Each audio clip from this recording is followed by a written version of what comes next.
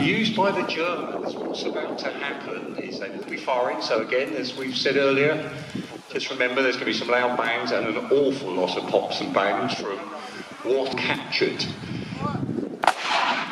And there they are, putting down artillery fire onto what one would imagine be a target well out of our range.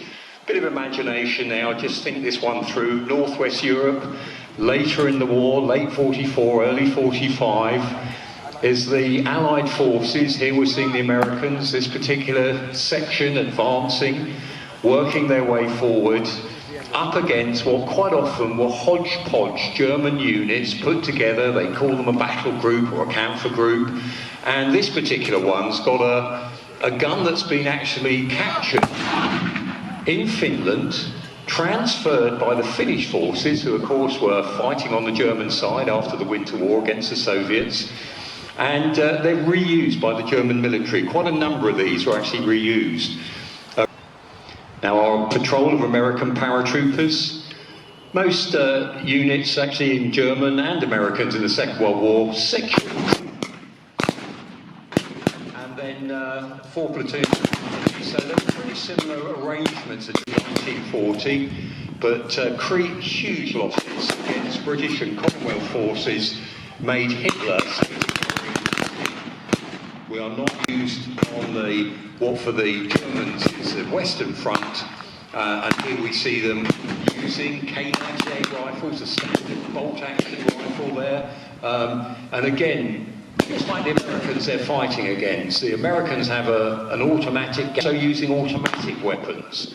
The idea of putting down an awful lot of firepower quickly, forces in 1940, the way the Germans used MG-54s, MP40s, what we so often still erroneously call the Schneider, they could put a lot of fire down very quickly. And that meant that the classic rifle wasn't redundant, but it needed backing up. Troopers, they've bumped into this German Fallschirmjäger unit. Fallschirmjäger worked their way up the field. We've also got American infantry being called on.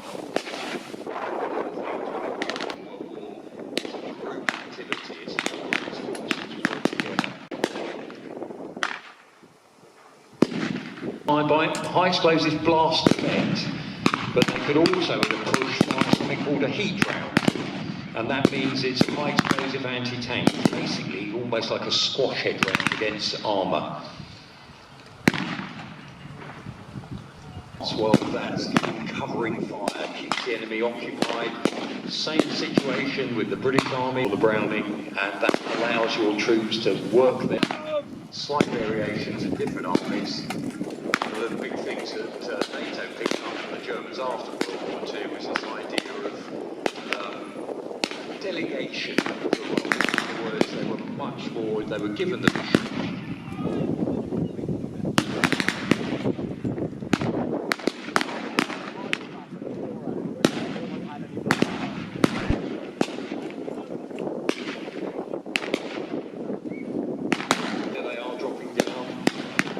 See, most are still armed. There's K98 rifles, much more accurate, longer differently, but in shorter distances, up to about 200 yards, 200 metres, something like that.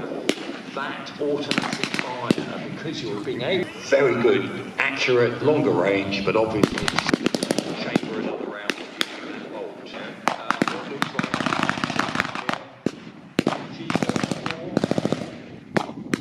you can hear the rapid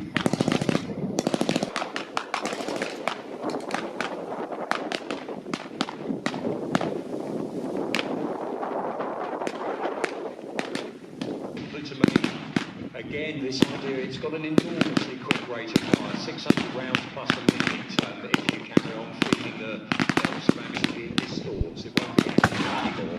Or we're down to looking at section attacks. One of the great advantages the Americans had is to just, the Americans will be using artillery. Artillery is still the weapon system that does the most damage in the Second World War. Brave infantry here comes our American finish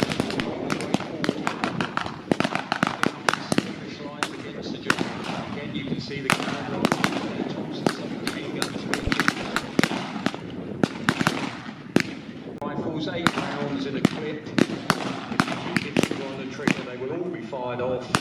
the clip at the end of it. Followed the automatic rifle, you can change the reach around, which is a great advantage. Bit of smoke going down, that's marking positions. Coloured smoke, obviously you change the colour every day depending on whether it's to put in air support or whatever. You don't want the enemy copying your signals from the enemy.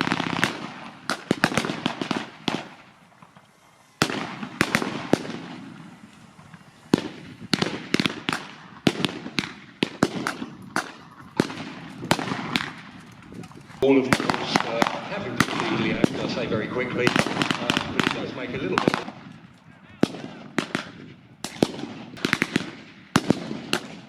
Valid to fight another day, as it were. They're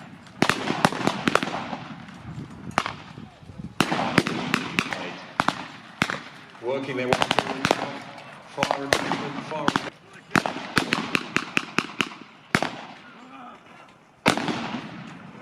And it looked like the Americans have taken the day, which is pretty good because we, put it bluntly, never want the Germans to win, do we? So that's history in the making. Give them a